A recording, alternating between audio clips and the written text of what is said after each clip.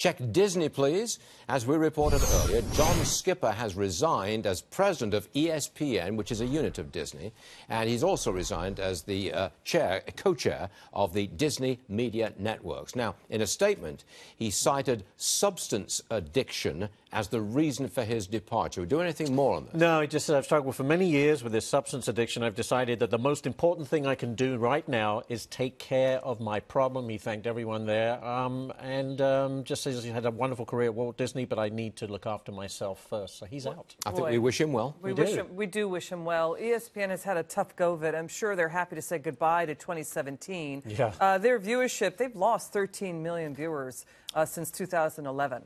So, and he's been president since 2012. They've had a hard time because as competition has come in from all sorts of places, streaming and other networks. But the Disney deal with 20th Century will add a lot more regional sports networks to ESPN. So the combined company will have a pretty solid, dominant regional sports network. So that may help. Okay, got it. Thank you, Ash.